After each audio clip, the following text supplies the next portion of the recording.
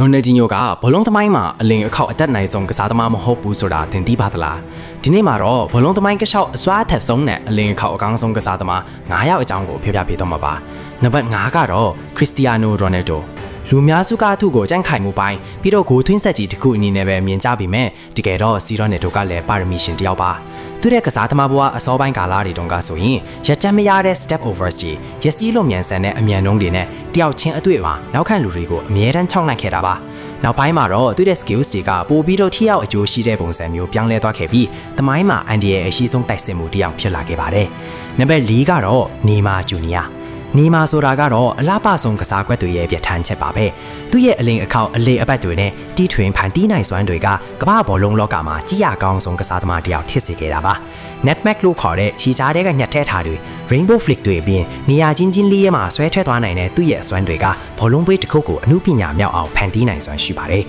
ကျန်တဲ့ကစားသမားတွေကိုမပြောခင်မှာဗီဒီယိုလေးကို double tap လုပ်ပြီးအသစ်တွေကြည့်နိုင်ဖို့ follow ကတ်ကြီးလေးနှိပ်ပေးသွားပါအောင်ပြီးတော့အာလင်ဟာလန်နဲ့ကိုင်လီယန်အမ်ဘာပေဘယ်သူကပိုတော်လဲဆိုတာ comment မှာရေးပေးခဲ့ပါအောင် reaction အများဆုံးရတဲ့ comment ကဒီစစ်ပွဲရဲ့အနိုင်ရရှိသူဖြစ်လာမှာပါ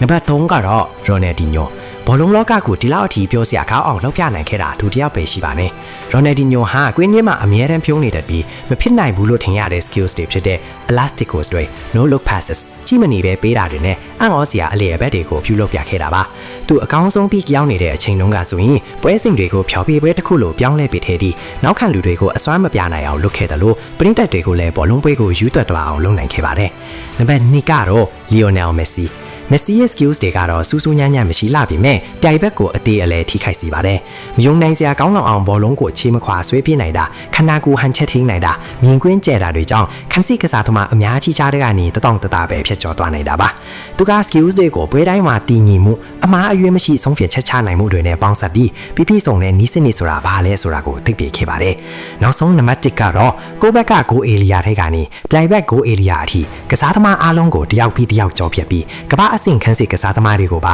ကွင်းပြင်ဘက်ကလူတွေလိုဖြစ်သွားအောင်လုပ်နိုင်တဲ့ကစားသမားပဲဖြစ်ပါတယ်ဒီကစားသမားကဘယ်သူဖြစ်မလဲဆိုတာသင်ရောသိပါသလားသိရင်သူ့ရဲ့နာမည်ကို comment box မှာရေးသွားပေးကြပါဦး